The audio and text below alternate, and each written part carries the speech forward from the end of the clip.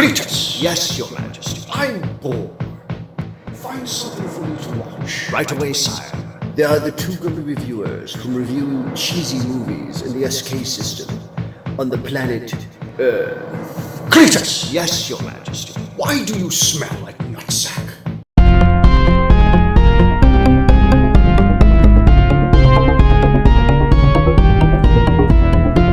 It was the best of times, it was the worst of times, but most of all, it was the best of times for cinema.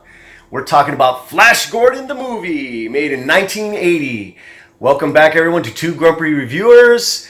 I'm Mario Salcido, and of course this is Celeste Williams, and we're going to discuss Flash Gordon the movie this time because it is one of our all-time favorites. It is. All-time classics.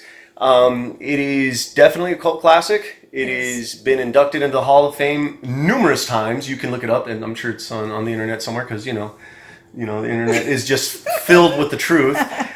So anyhow, Flash Gordon was made in 1980, directed by Mike Hodges, whom also directed Get Carter, The Terminal in 1974, and I'll Sleep When I'm Dead. Yes. 2003? Yeah. I've never seen that movie.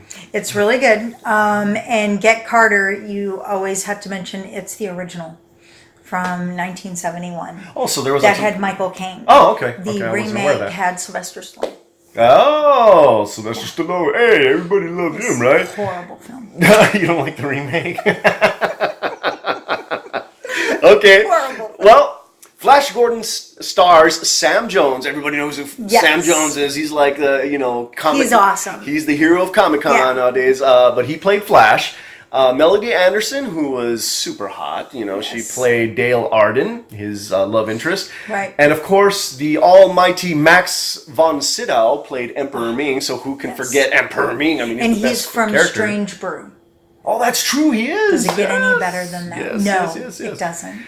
It also starred a gentleman by the name of Topol. Topol? I'm sorry. Yes. He played Dr. Zarkov. Yes. It also starred Ornella Muti, who played Princess Aura, who was a bit of a hoe in this movie, but oh my gosh. Hot. Who cares? Super hot. She gets her way because, of course, she uses her feminine wiles to convince men to do her bidding, much like most women in this world. But anyhow, let's go. Oh my gosh.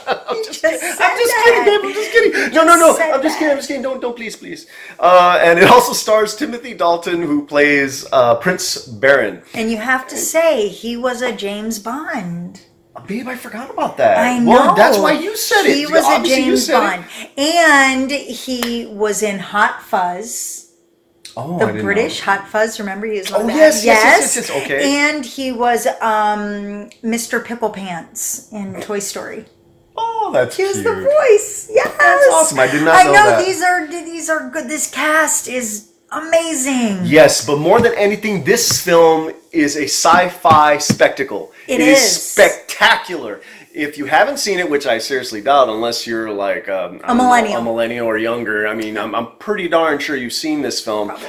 So most of us who have seen it know that this film is fantastic. It is. It's got a lot of really cool psychedelic effects, awesome models. A lot of cheesiness, a lot of colors, just great concepts. So bright. And you can definitely tell where He-Man, the cartoon series, got a lot of their design ideas from. I mean, when you watch this movie, you'll definitely see a lot of that. Well, and that's okay, because we all borrow from we what we know and what we exactly. admire. And well, I mean, it wasn't like some kind of like I wasn't being crass on my accusations. I'm just pointing it out that hey, there is obvious influences there. Yes. And Queen. Yes, Queen is the group that was originally hired to produce the theme song for this movie. And of course, I mean, it's amazing. It's a seminal theme song. Every time you hear it, I mean, you know what it's Queen. What you know that it's Queen, and you know that it's about Flash Gordon. I mean, the two go hand in hand, you know. And right now, it's a perfect time to discuss Flash Gordon because, of course, there's the what is it? The biopic about Freddie Mercury from Queen. What is it called again? The Bohemian Rhapsody. It's in theaters right now in 2018, of course. Right now would be a great time to see it, and then of course follow it up with Flash Gordon because there's the tie-in, Queen. You have to see it. When you see the movie, we haven't seen Bohemian Rhapsody yet, but we're getting to it because we are huge fans. We do love Queen.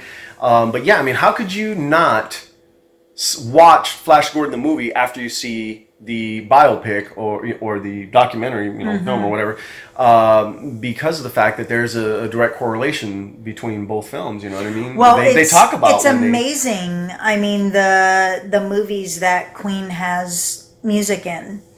Well, see, I was only really aware of like a couple, There's a lot. But I wasn't aware that there was more than there are a the lot. two that I was aware of. And every football game and every basketball game and every, We Will Rock You. And That's true. I mean, it goes on and on. Every time you go to a game, there's a Queen song. I went to a hockey game in Vegas and they were playing Queen. Yep.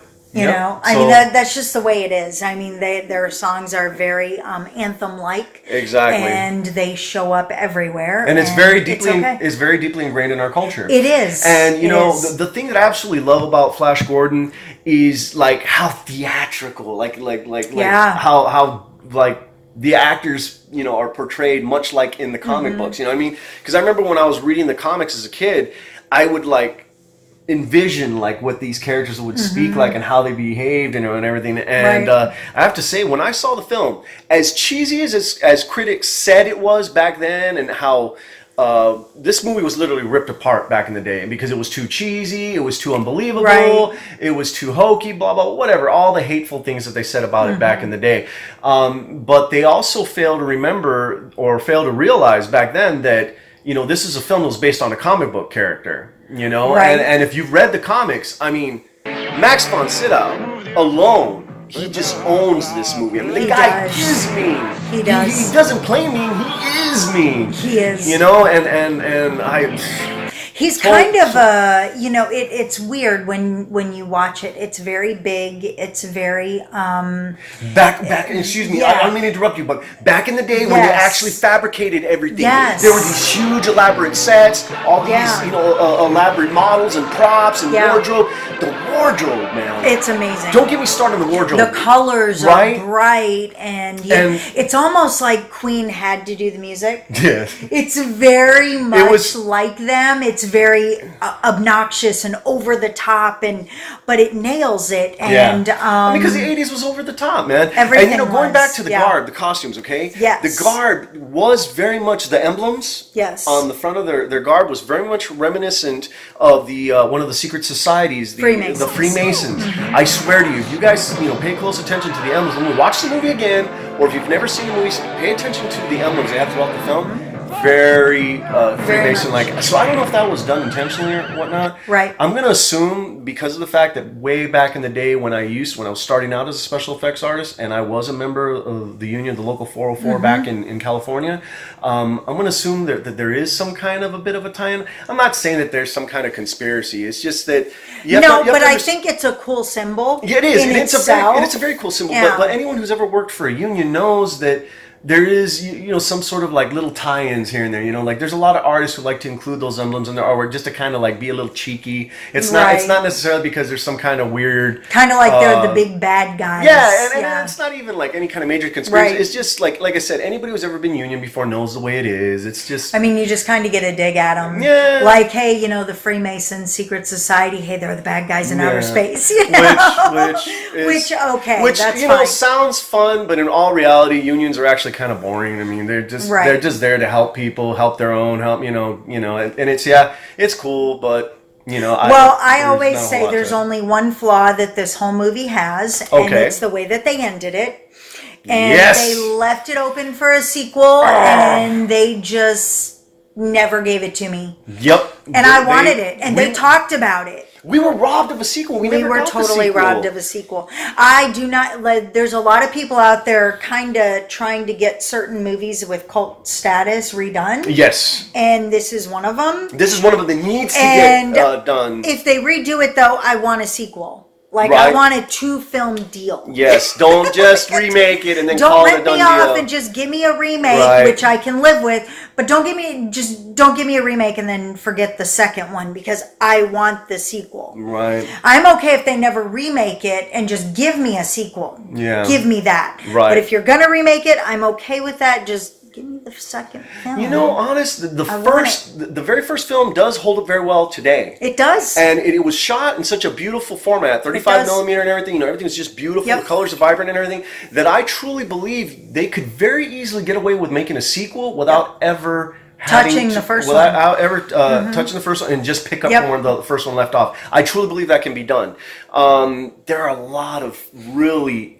we could talk about this movie for hours. Exactly. We do. Every time we sit down to watch it, we just like rehash the whole movie every time. We really do. Her and I discuss it an awful lot. I love this movie. We always talk about how exciting the characters are. Yes. It was greatly cast. Yes, their line delivery is freaking fantastic. One-liners are fabulous. Very cheesy of the 80s. Especially Hawkman's lines. He's the best. Absolutely. Gordon's live.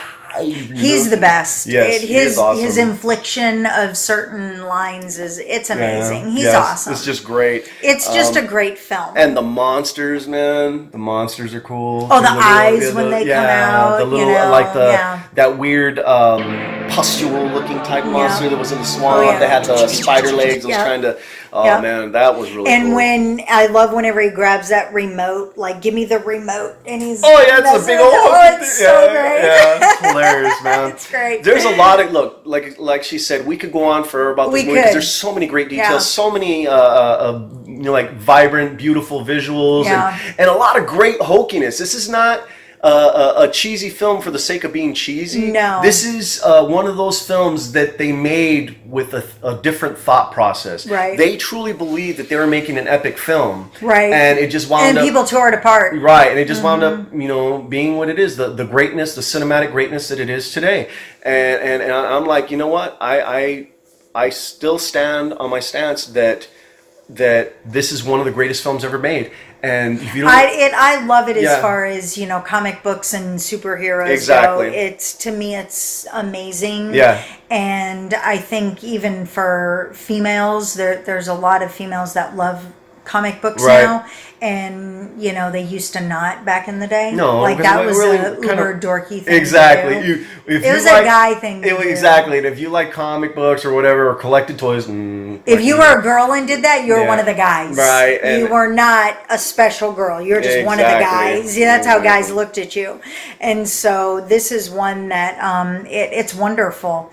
And I think kids today really need to see it. Yes. Which is why there's a lot of reviews out there on it. And I say watch all of them. Exactly. And because everybody has a different take on it. This is a film that deserves to be revisited and appreciated. Yearly. And it's a fantastic it's great. movie. We both agree that it is a seminal movie. Again, we could go on and on about this film, but then this review would wind up being like an hour or 2 hours long. 38 minutes, just like the first one. Right. I don't think we're that. We don't want to do that to you guys. So anyhow, you guys, we appreciate you joining us for another episode of Two Grumpy Reviewers. Please don't forget to like this video and share it with your friends. And comment below. And of course, if you haven't subscribed already, please do so now. We really appreciate it. But to those who have already subscribed, thank you so much. We appreciate you sticking around and hanging out with us and talking shop. So, you guys take it easy, and thanks for joining us once again. Bye.